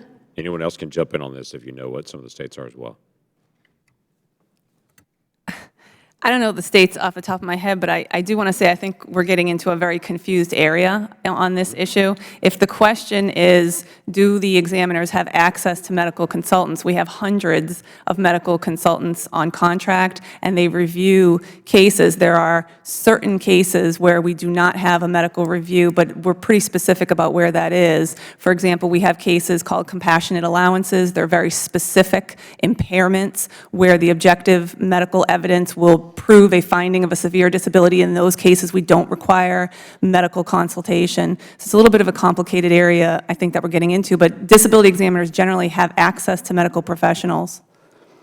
Mr. Chairman, may I jump in for a moment? Jump in. Now, we've heard testimony today about the backlog of CDRs being 1.3 million, is that right? So we're talking about 1.3 million people who are receiving SSD, or in some cases SSI, who have gone past their scheduled date for review, which makes them part of a backlog. Is that it? Correct. I see heads nodding. And so one thing that I'm wondering about is whether this is a backlog that is disproportionate to the CDR process in SSD. Specifically, what I'm wondering is the people who have originally applied for SSD, somebody's had a horrible illness which has left him or her, rendered them unable to work. At least that's what they think, and that's what they claim. And so they put in for Social Security disability, and I have heard talk that there are backlogs for those applicants as well. Anyone disagree with that? Seeing no nodding heads there. Does anybody have an idea of what the number of the people is who are in that backlog, the people who are waiting for overdue Social Security disability initial determinations in this country?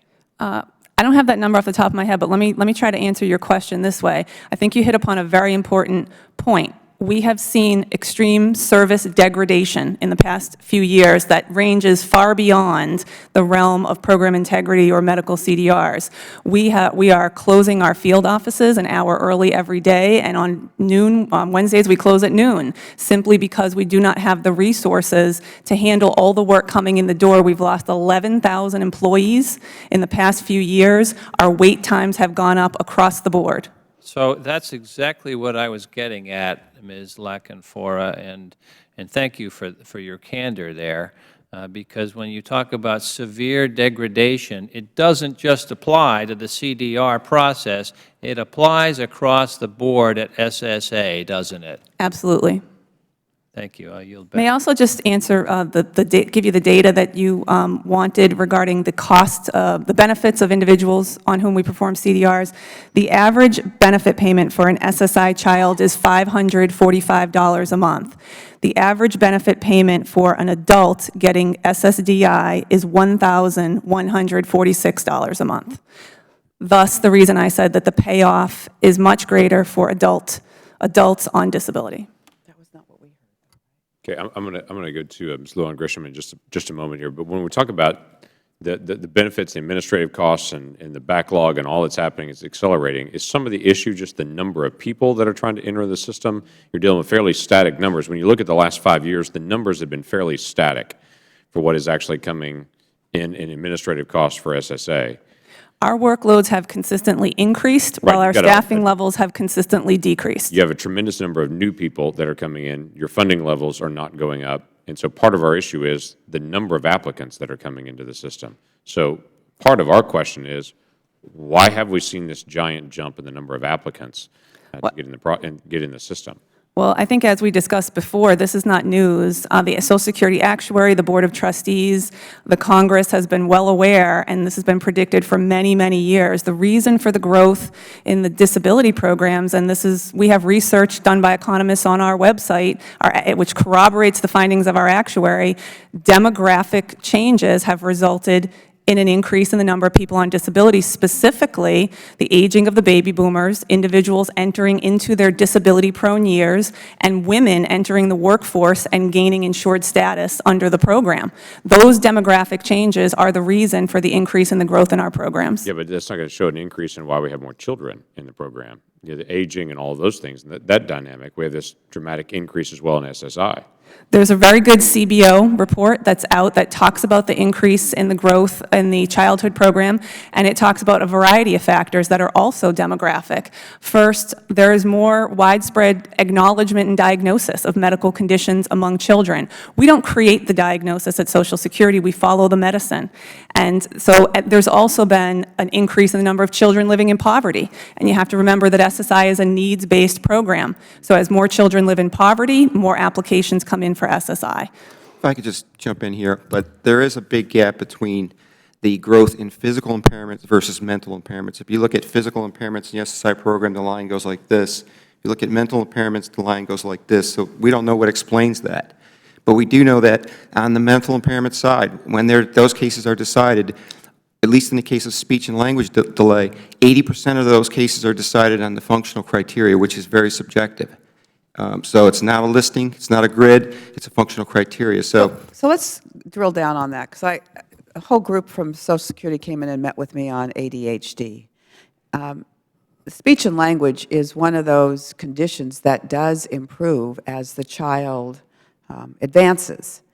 And you're saying that you're seeing a dramatic increase in that particular? Absolutely. It's one of the top 3 impairments where there are increases. Speech and language delay is increased significantly. And it is considered by many to be a transient impairment, where you can grow out of it with maturity. And the allowance rates are very high, so I think it's evident that these children have that condition. But the cessation rates are very high down the road when they finally do these. MERS notwithstanding, they are able 38% cessation rate. So it tells me that these folks, these children, are likely growing out of this condition, but SSA is not reviewing the cases. Okay, so to that point, you would say, Ms. Lockenfora, that they don't reap the same benefits, so you don't focus on those cases. But it would seem, based on the GAO study, that that's the one area where there is dramatic improvement, whereas in many medical conditions of adults, there isn't improvement. Certainly in these mental and maybe, well, mental for the most part, disabilities, there is dramatic. I know ADHD is one of them. So why wouldn't we then focus more attention on those cases as the GAO is suggesting? So the math here is very simple. We could do more childhood CDRs. But if we did more childhood CDRs, we would do fewer of something else. And then my colleague, Mr. Bertoni, would be here with a different report citing the much greater loss to the taxpayers in revenue by not doing that other group of CDRs. No, he's going to disagree with you, and I think I will as well. Go ahead, Mr. Bertoni. I think we acknowledge that there's resource issues, and there's trade-offs to be made. But we've put on the table, managers manage to the pain. We put on the table at least 3 impairments that have cessation rates in excess of 30%. ADHD at 25%, some personality disorders 39%, and then, of course, the speech and language delay. For SSA to come here at some later date to say, we understand that we may have a problem, we're going to take some piece of the DI money, given the return on investment, and perhaps do a limited tenured look at these cases to perhaps cease the ones that need to be ceased, we would not have a problem with that. That's managing to your resources. Ms. Llewellyn-Grisham, just to let you know, we're in a second round on this, so anywhere you want to jump in, you're welcome to be able to jump in with any set of questions. So, take off. Thank you all for being here. This is a subject that in both a positive and not so positive a way are very near and dear to my heart. First, my sister, who's been gone many, many years, unfortunately, had a significant disability, both physical and developmental, back when special education was brand new. So just in terms of getting any resources for a family, tough. And I know all too well what it's like even today, decades later, what it's like to get disability services, whether it's a Medicaid through a waiver, whether it's SSI, whether it's SSDA, whatever that resource component is, it's very difficult still to get it, attain it, hold it, and then make it last for the things that you need. But by the same token, and I also worked in the field of aging and long-term care and DD and adults with disabilities world for 30 years. I also come from a state who, unfortunately, and has been highlighted now in every major news media, that we have the worst public health outcomes of any state in the country, largely related certainly to socioeconomic issues, but just look at our fetal alcohol syndrome issues and look at, our higher than national averages, which are way too high for autism. So when you're looking at the number of kids that are spiking, we're also seeing a whole new host of significant increases, and I think a lot of it is better diagnostics, but I think there are probably, we will find, and that's beyond my pay grade, some researcher is going to find very clearly what's going on, I hope, so that we can do something about it. the balance here, and I appreciate this committee's hearing today and the comments of my colleagues, when we're wasting billions of dollars by doing, overpayments and not doing an effective administrative service, because I worry about the 220 average days for somebody to get a disability determination. I'm concerned about the growing waiting list on the other side, and I do respect that you have to manage to your resources, but I worry that in the context of this hearing, we're going right back to where we go. It's all of one and none of the other. I think that there can be much more accountability in all of these offices, and maybe I'm on a diatribe with no question. I'm so sorry, Mr. Chairman. That's what happens on the second round, I guess. That I expect this administration, probably more than most, to do it. But managing to your resources isn't going to change that when you do, I'm going to call it a level of care instead of the claims determinations review. But the last time I heard, when you've got Down syndrome, that doesn't change that diagnosis, you keep it. And so the notion that you get better, you can improve some functional limitations, but I always am offended when there's a sense that people can get dramatically better. And that's not to say, by any stretch of the imagination, that I don't expect accountability where there can be, because it's finite.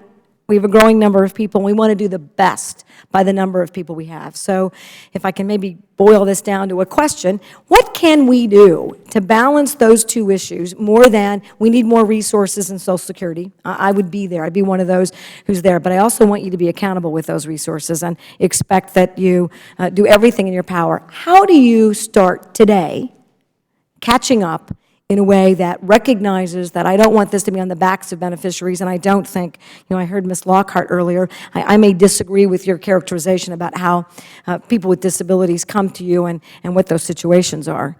How do we right-size this so that we're aggressive on the management side, and we don't create more discrimination and a more difficult process for people to attain the benefits that they are entitled to, which are intended to provide dignity, respect, independence, a savings on the long-term care side somewhere else, and an opportunity for people to re-enter the workforce and to do the things that we want them to have every opportunity to do. Give me as many quick ideas as you can about right-sizing. Nobody can. Oops, I'm sorry. I'll start out. You mentioned the funding issue, and I know you're well aware of that, but with respect to the discussion of prioritizing CDRs, we wouldn't have to prioritize CDRs if we had adequate funding. We wouldn't have to prioritize them at all because we'd be doing all of them. Now, with respect to what else we can do, we fully acknowledge that we have to evolve the policies in the disability programs to keep pace with medicine, technology, the world of work. We also have to focus on consistency and objectivity in the decision-making process. And we discussed at the last hearing and in our intervening meeting all of the host of things that we are doing with Social Security in that area. And we're working with experts across the nation, the Institute of Medicine, the National Institutes of Health, ACUS, the Bureau of Labor Statistics. We have a whole variety of initiatives underway to make sure that, in fact, our policies are evolving and reflecting today's economy and today's world of medicine. If the chairman will let me, Mr. Bertoni, do you have any? Because I worry about that imbalance, which tends to occur every time. All Sure. or none. Sure, and I think you mentioned Down syndrome. That was not an impairment we focused on. We looked at the broad spectrum of impairments, and we just flagged 3 that looked to be impairments that could yield a return on investment in terms of recovery. So we've given them that information, acknowledge that there are resource trade-offs, but again, within that pot of money, I think they can work more efficiently. Should that money come down the road, we would hope that they would continue to prioritize to the areas that would continue to give them a return on investment. That's unclear whether they would going forward. I want to recognize the ranking member of the full committee, Mr. Cummings. I saw that he came in and want to be able to recognize you for time. And then this is a second round, so it's open microphone. So, sir, you have all the time that you need on it. Thank you very much. First of all, I want to thank the committee, for you, Mr. Chairman, and the ranking member for highlighting the need to conduct timely CDRs and to help make sure disability programs are serving the truly disabled. And when I served in the Maryland legislature for some 14 years, I was the chairman of a committee that oversaw Social Security for the state of Maryland. And so this is of great interest to me. Now, Ms. LaCanfora, would you agree that CDRs are a highly cost-effective program and an effective way to measure that ensures that disability benefits are going to only those individuals who continue to be eligible? Absolutely. And so when a CDR finds that an individual is no longer eligible for benefits, does that mean that the original eligibility determination was in error? No. In fact, more often than not, it's due to the fact that the person has medically improved. And that's what we would hope for, is it not? In other words, Correct.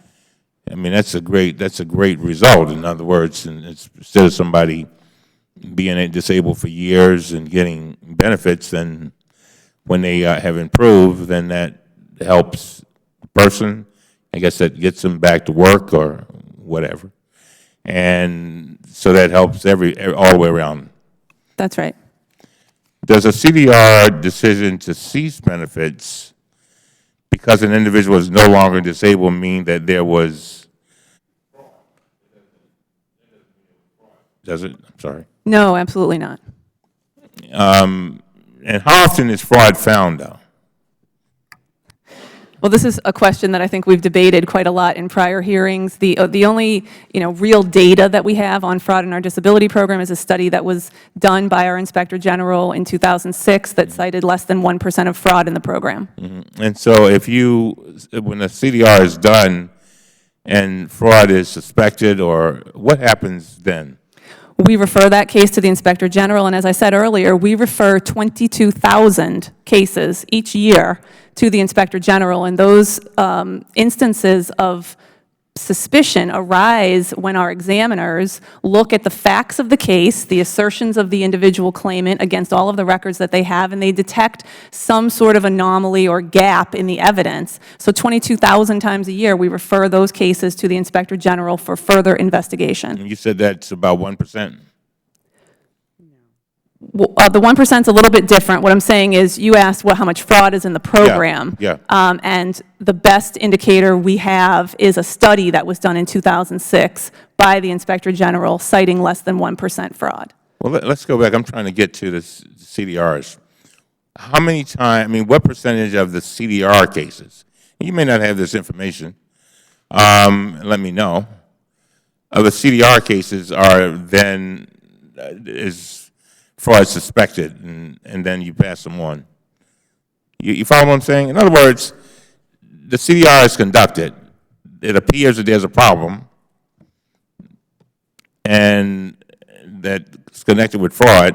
I'm asking you, do you have an idea what percentage of the CDRs that are conducted result in suspected fraud? Does that make sense? It does make sense, and Mr. O'Carroll can chime in. Somebody can answer. If you can't answer, somebody else. Well, actually, Mr. Ranking Member, I think one of the points of the CDRs that aren't done because of the backlog, they've established that it's $2 billion, was that the figure you used, Mr. O'Carroll? Okay. Of money that would come back to the system or as a result. But those cases are not an indication of fraud. Okay. Not fraud, but they no longer have the medical disability. All right. Of the 22,000 that are referred to us by SSA, a small portion, Mr. Cummings, is going to be from the CDRs and fraud related to that. And that's sort of the subset that goes to our CDI units. And we figure of the 22,000 referrals that SSA sends to us, about 1/3 of them are going to the CDI unit. So that's where there's suspicion in a DDS referred to our CDI unit. So about 1/3 of our referrals are in relation to suspicions or concerns in disability. You know, I'm sure you are familiar with that 60 Minutes show. They came on not long ago. Hello. And it seemed like they talked about these attorney mills. And I'm an attorney, so I just want you to know.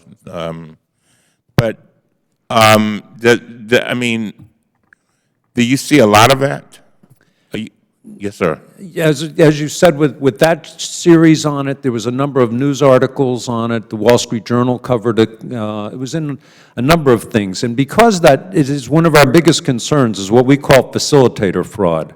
And that's where you have sort of the mills that are going, where they're going to be, people do introductions to people saying that they will get them on disability. They'll be using unscrupulous medical providers. There'll be, facilitators for it. It's been in the news quite a bit. And yes, we are concentrated on that very heavily. We're doing it in, I guess, in 3 regions now. We have units that are just out there taking a look at facilitator fraud. They're very difficult investigations to do because usually you're using undercover agents to be inserted in to be able to show what was happening. We film it, we videotape it, we do all that. But it usually takes a couple years where you establish an identity for a person to go in as an undercover on it. So yes, we're exploring that extremely a lot. But Mr. O'Carroll, in a prior meeting that we had, didn't you indicate that there were thousands of these cases in Puerto Rico and then a number, so many hundreds of them in New York and so many more in West Virginia? Could you just Yes. give that number Yeah, the out to 2 us? examples that I used that were really specific on it was Puerto Rico, in which there was, it's hundreds at this time, but there's also suspicion of over 1,000. And in New York City, there was a large amount on that one too, where facilitators were going to people as they retired from government and said to them, we'll get you on benefits. So yeah, we've got a couple of those, and we've got others going in the other regions that I talked about. Now, Ms. LaCanfora, it has been suggested that the medical improvement standards, going back to the CDRs, does not allow the removal of beneficiaries who were wrongly awarded benefits in the first place. Is it true that under the existing review standards, if a clear and indisputable error in the initial disability determination was found during a CDR, the examiner can cease benefits? That is correct. So Social Security actuaries projected the Disability Insurance Trust Fund is only years away from being unable to fully finance disability insurance benefits. I'd like to just ask a few questions about that. If the agency performed every CDR required in a timely manner, would the savings and spending make a small, medium, or large dent in the shortfall in the trust fund? It would be small. How small? Not being an actuary, I'm a little concerned about commenting on it, but I think it would not significantly extend the life of the DI trust fund. Okay, I'm just asking a question. But it would not extend the life of the Different trust kind fund. But it's, yes. I'm just asking questions. Okay, thank you. So go ahead, what were you saying? Just that if we did all of the CDRs, certainly that is desirable, that is what we all want to do. With adequate funding, we will do it. But in terms of extending the life of the disability trust fund, it would not have a significant impact. Well, going to Ms. Spears' point, we're talking about billions of dollars? I see Yes. everybody shaking your heads. Yes, yes. Okay.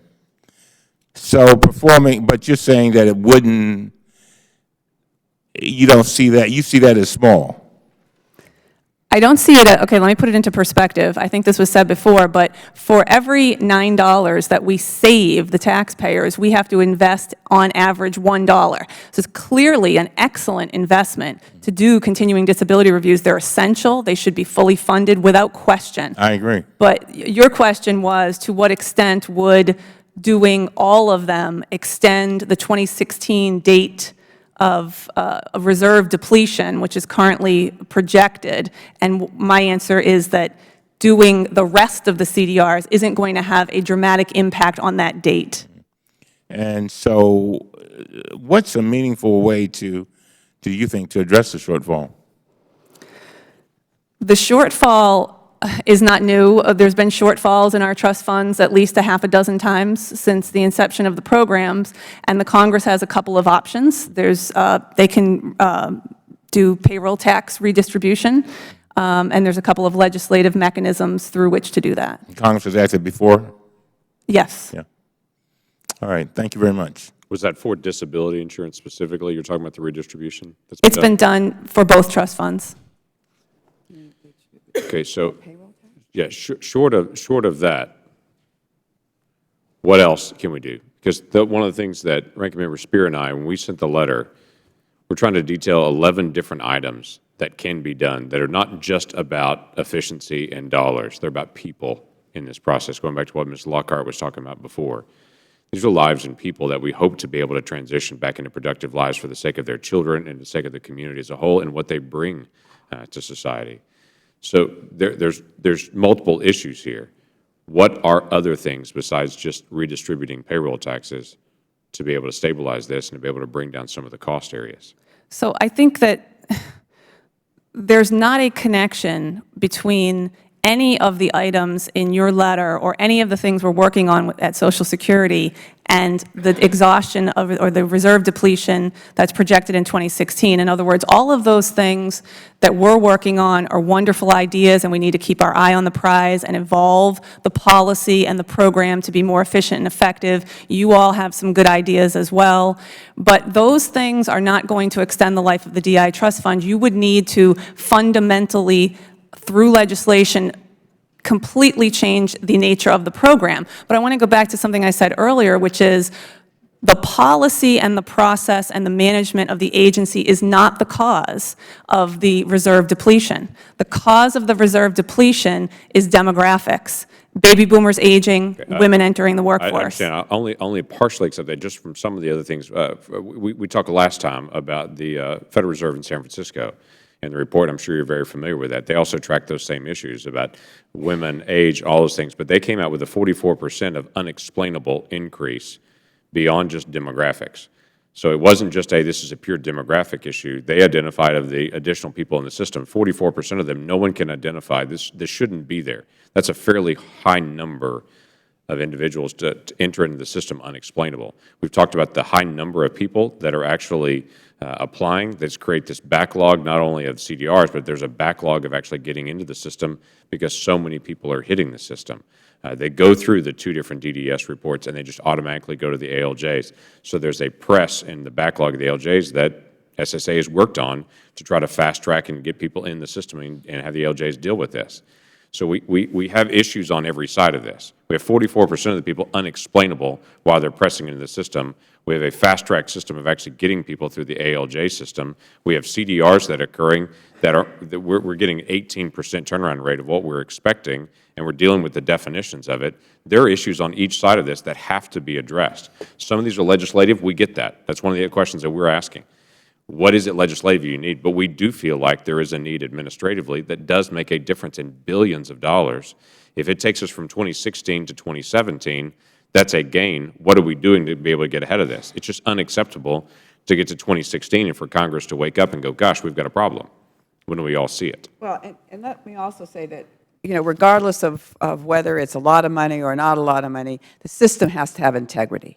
And people who are receiving benefits should be eligible to receive benefits, and those that are ineligible or grow out of eligibility should not receive benefits, and we should have a system that works for that end. I'm curious about, if we could go back to Ms. Nottingham's statement and her recommendations. I would just like to understand some of the ones you referenced. You said electronic claim exceptions should be eliminated to prevent any future claims from being processed in a paper format. Makes a lot of sense. Are claims still being processed in a paper format? There are still some exceptions. It's very few, but it happens still to this day. Well, is this, by very few, then why is this, I mean, why is that a recommendation if it's de minimis? Is it de minimis or is it? Well, the claims that are currently processed that are paper may be de minimis. The problem is that just more paper folders in general, that when they come up for CDRs, some of them are still paper. So the fewer that we have coming in as paper, as when they become CDRs, fewer we will have that are lost. We see at CDR maybe a small percentage, but 1 or 2% of claims that are lost is still a large amount. So you also said the lost folder policy should not apply to cases of fraud or similar fault. What is the lost folder policy? If in the CDR, if the prior decision folder is lost, we have to try to reconstruct the file. And if we're unable to do that, then we just continue benefits. We would prior to reconstructing, we actually try to see if they meet the criteria currently. But generally, we don't have anything to compare because it becomes really hard to reconstruct the prior file because the evidence are usually So older that's claim. our fault for losing the file, right? Correct. So what percentage of cases are lost folders? It's my belief, what I see is that it might be more than SSA is fully accounted for, or been able to track, I should say. And I think it's probably like 1 or 2% still. Okay, so those are small. Although, even though they're small, they could be a significant number. I understand that. Revisions to the fraud or similar fault policies are needed. Can you kind of expand on that and what kinds of changes should be made there? There's very minimal policy at this point in time addressing that. Claims are very complex, and it's hard to prove fraud or similar fault, particularly on CDRs. With CDRs, we have to prove, that there was fraud or similar fault, at the prior decision as well. So I don't actually handle those types of claims. Okay, I understand that. Maybe Mr. Bertoni was nodding his head. Maybe you can give us some.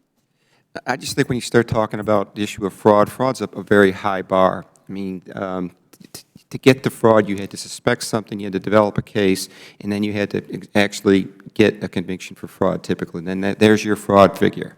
But is there waste? Is there abuse in the program? Absolutely. A person who gets on the rolls 5 years ago, recovers, but doesn't have a CDR for the next 3 years. You finally call that person in. They're deemed not to be medically eligible anymore. They've had 3 years of overpayments. Was that fraud? Probably not. You probably couldn't go there and prove that. But was it potential waste and abuse in the program? Absolutely. So you have to look at this in a broader context, and it's very costly. So ADHD, can I have your opinion on how we're handling ADHD cases? I think similar to the speech and language delay. We have, again, an impairment that could possibly, according to many experts, improve. We know that there's a high approval rate, a high cessation rate, and it doesn't appear to be on the radar screen of the agency. I think there's, again, opportunity to look at these impairments and do some targeted reviews, again, within the current resource structure. And believe me, with additional resources, head on into this area. But right now, I would guess that the numbers of backlog claims in that 1.3 million are disproportionate to the SSI population.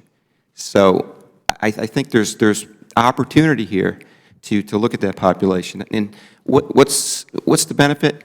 The taxpayer certainly benefits. The child benefits because they get early intervention, early services. They get mainstream back into a regular school environment and back into perhaps a more productive future. So here's my one concern here with ADHD.